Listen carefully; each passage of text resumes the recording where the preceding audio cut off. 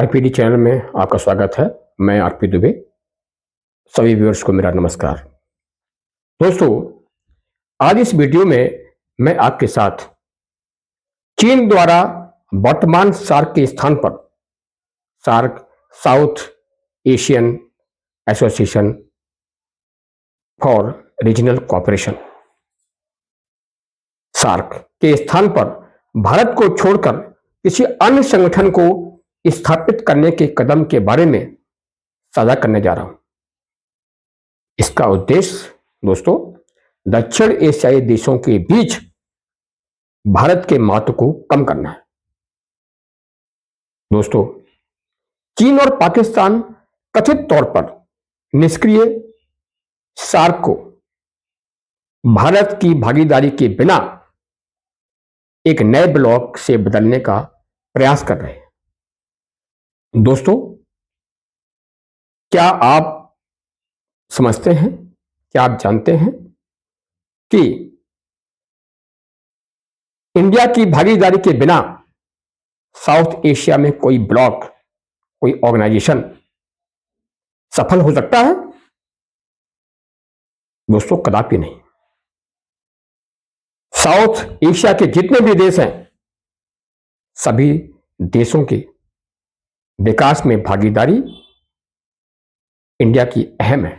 India ने उन देशों को विकसित करने में बहुत काम किया हुआ है और जब जब भी उन देशों पर कोई मुसीबत आई है, इंडिया ही एक ऐसा देश था और है जो उनके बुरे वक्त में काम आया है, जिसने क्राइसिस मैनेजमेंट का काम किया है। दोस्तों, चाइना की एक चाल है। चाइना एक ऐसा ग्रुप, ऐसा ब्लॉक बनाना चाहता है जिसमें इंडिया उसका मेंबर ना हो। दोस्तों, चाइना तो 1962 से लेकर के अभी तक इंडिया की अपोजिशन में रहा है, रेजिस्टेंस इंडिया को दिया है, और फिर भी इंडिया ने कितनी प्रोग्रेस की है वो आप लोगों के सामने है। दोस्तों, अपोजिशन रेजिस्टेंस में के चलते हुए जो प्रोग्रेस होती है वो प्रोग्रेस क्वालिटी की होती है, उसमें क्वालिटी होती है और ये प्रोग्रेस स्थायी होती है। आज चाइना बहुत चिंतित है। इंडिया की जो आर्थिक शक्ति है और उभरती हुई एक इकोनॉमिक पावर है, वैश्विक स्तर पर जो भारत का कद है और जो मिलिट्री पावर है, उसको देखते हुए चाइना को अपनी सुपर पावर बनने का जो ख्वाब है वो अधूरा लग रहा है। दोस्तों, चाइना का एक षड्यंत्र है कि सार्क के स्थान पर एक नया ब्लॉक बने और उसमें इंडिया की भागीदारी ना हो। दोस्तों, दक्षिण एशियाई सहयोग के मानचित्र को पुनः निर्धारित करने के लिए चीन और पाकिस्तान द्वारा किया जा रहा नया प्रयास पहली बाधा पर ही ठोकर खाने का जोखिम पैदा कर रहा है।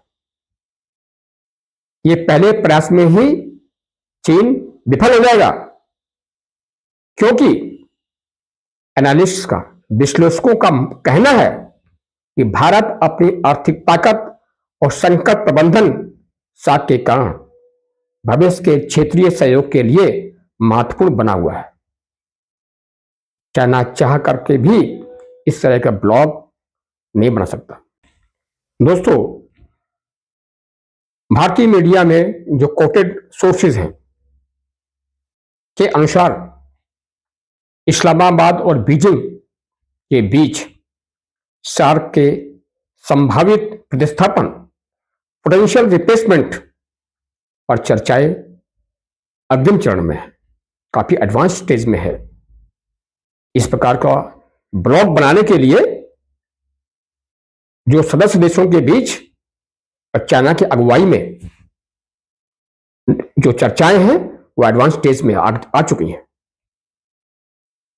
दोस्तों, ऑब्जर्वर्स इस कदम को चीन द्वारा अपने पड़ोस में भारत को दरकिनार करने की एक व्यापक भू राजनीतिक चाल के रूप में देख रहे हैं। दोस्तों, आज की डेट में चाइना जानता है कि इंडिया उसका एक कॉम्पिटिटर है, एक स्ट्रॉन्ग कॉम्पिटिटर है। इंडिया की आज वैश्विक स्तर पर जो उसका कद है, जो उभरती हुई आर्थिक अर्थव्यवस्था है और जो उसकी मिलिट्री पावर है, उसको देख करके चाइना को विश्व का सुपर पावर बनने का जो उसका एक ख्वाब है, वो ख्वाब अधूरा लग रहा है उसे। दोस्तों, ये एक जियोपॉलिटिकल एक चाल है, एक ट्रिक है चाइना की इंडिया को परेशान करने की। लेकिन जैसा कि मैंने आपको भी बताया कि चाइना अपनी चाल में बिल्कुल ही सफल नहीं होगा। दोस्तों, बांग्लादेशी अधिकारियों ने कथित तौर पर 19 जून को चीन में नए गुट के बारे में बैठक में भाग लिया। ऑलरेडी चाइना में इस बात की मीटिंग हो चुकी है जिसमें बांग्लादेशी भी उसमें ऑफिशियल्स गए हुए थे, लेकिन ढाका ने किसी भी राजनीतिक निहितार्थ को कम करके आंका। मीडिया कर्मियों को जवाब देते हुए ढाका ने कहा, बांग्लादेश ने कहा कि वे कोई गठबंधन नहीं बना रहे हैं। दोस्तों, सार्क का गठन 1985 में भारत सहित 7 क्षेत्रीय द्वारा किया गया था। 7 उस मेंबर स्टेट्स थे और बाद में 2007 में अफगानिस्तान भी इसमें शामिल हो गया था। 2016 से यह काफी हद तक निष्क्रिय रहा है, 2016 के बाद से इनएक्टिव रहा है। दोस्तों, ऐसा क्यों हुआ? क्योंकि 2016 में उस वर्ष एक नियोजित शिखर सम्मेलन भारत द्वारा कश्मीर में एक सैन्य अड्डे पर हमला करने वाले आतंकवादियों को पाकिस्तान द्वारा कथित समर्थन का हवाला देते हुए इसमें शामिल न होने का रद्द हो गया था। दोस्तों, 2016 में आपको पता है कि पाकिस्तान बहुत पहले से, आप समझो कि जस्ट आफ्टर पार्टीशन इन 1947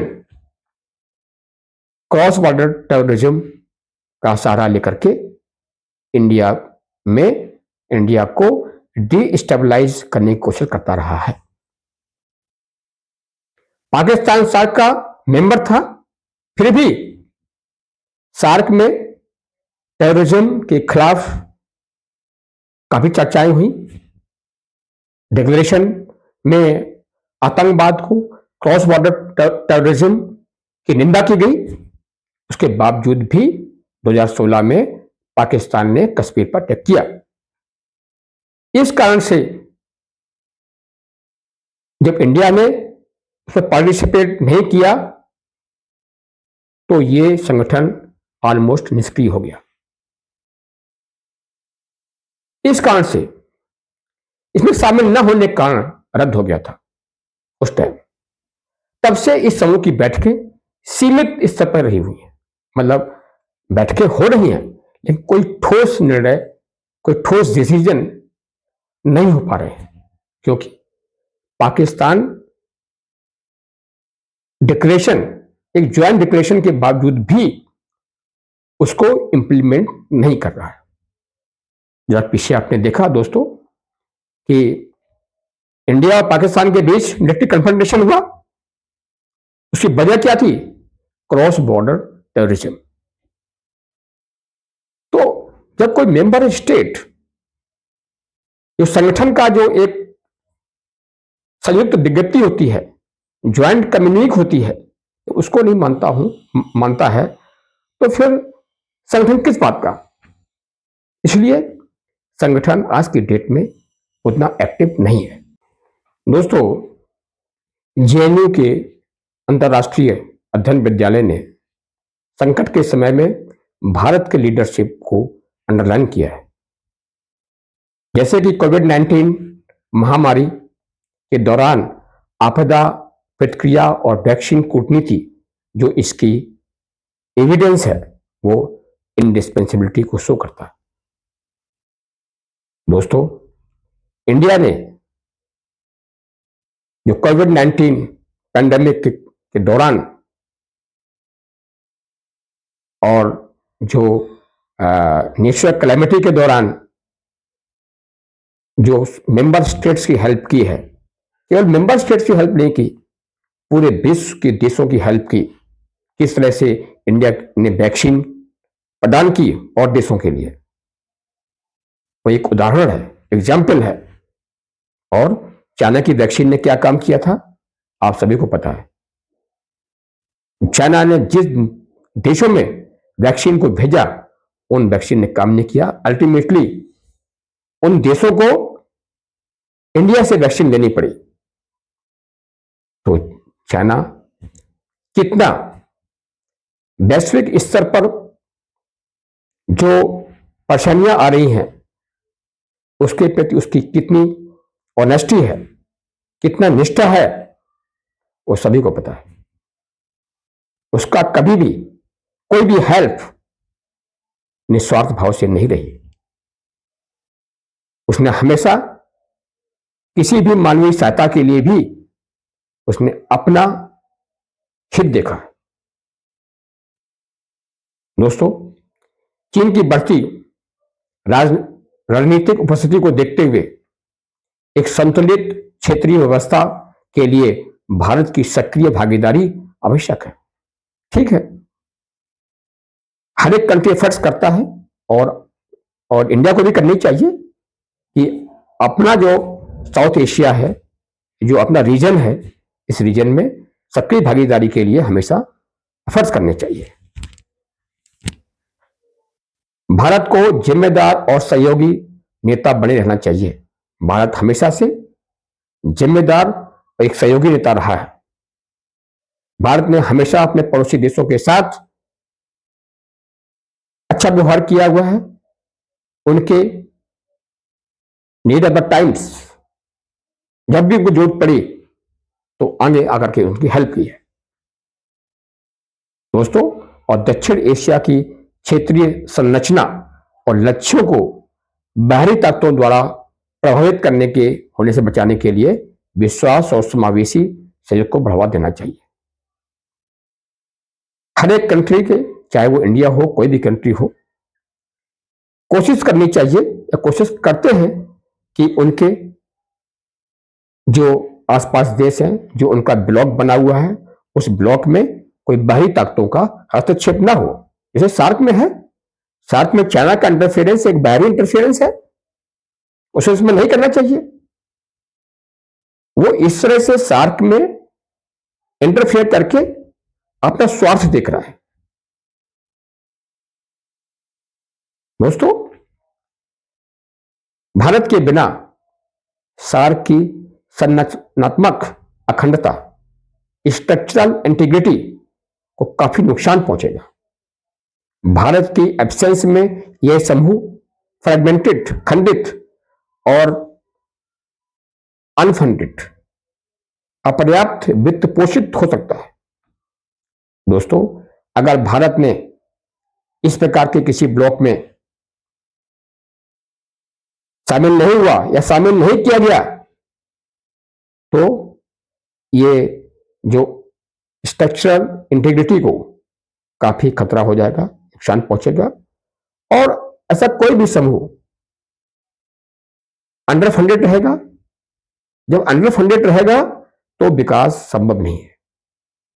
तो इन सभी कारणों से इंडिया का ऐसे कोई किसी भी समूह में रहना अपरिहार्य है, इंडिस्पेंसेबल है। दोस्तों, अंतरराष्ट्रीय मामलों के विशेषज्ञ, कई एनालिस्ट का मानना है कि दक्षिण एशिया में अपना प्रभाव बढ़ाने की चीन की कोशिश रणनीतिक, आर्थिक और सुरक्षा हितों पर आधारित है। उसकी बेल्ट एंड रोड पहल का उद्देश्य न केवल क्षेत्रीय संपर्क को बढ़ावा देना है, बल्कि ऊर्जा मार्गों को सुरक्षित करना और भारत के उदय का मुकाबला करना भी है। सभी को पता है दोस्तों कि रोड एंड बेल्ट इनिशिएटिव जो चाइना का है, उसके द्वारा वो सभी क्षेत्रीय जो देश हैं सबके साथ जुड़ना चाहता है और इंडिया को अलग करना चाहता है। उसका रोड एंड बेल्ट इनिशिएटिव का सिर्फ एक मकसद है कि इंडिया को के खिलाफ जाना, इंडिया को आर्थिक रूप से नुकसान पहुंचाना, उसका ट्रेड कम करना। दोस्तों, नए गुट के गठन की कोशिश भारत पर दबाव बनाने और क्षेत्र में चीन की प्रेजेंस को संस्थागत रूप देने के लिए चीन की भू राजनीतिक चाल है। इस प्रकार का कोई भी संगठन लाना एक संस्थागत रूप देने की तैयारी में है, जिससे कि इंडिया का जो प्रभाव है अपने पड़ोसी देशों पर, इस पर कम कर सके, उन सभी को अपनी तरफ खींचने का एक कोशिश है, चाल है। एक पॉलिटिकल, जियोपॉलिटिकल एक ट्रिक है चाइना की, इस प्रकार का नया संगठन खड़ा करने के पीछे। मित्रों, भारत के पड़ोसी देश अधिक से अधिक इस आमंत्रण का उपयोग नए संगठन में शामिल होने के लिए भारत के विरुद्ध सौदेबाजी के रूप में कर सकते हैं, ताकि बेहतर समझौता हो सके तथा भारत की सेंसिटिविटीज, संवेदनशीलता को ध्यान में रखने की आवश्यकता पर बल दिया सके। मित्रों, भारत ने मोटर वाहन समझौते, दक्षिण एशिया उपग्रह योजना, कोविड-19 महामारी के दौरान आपातकाल निधि आदि जैसे पहलों के माध्यम से सार्क को एक मजबूत क्षेत्रीय संगठन में बदलने का प्रयास किया था।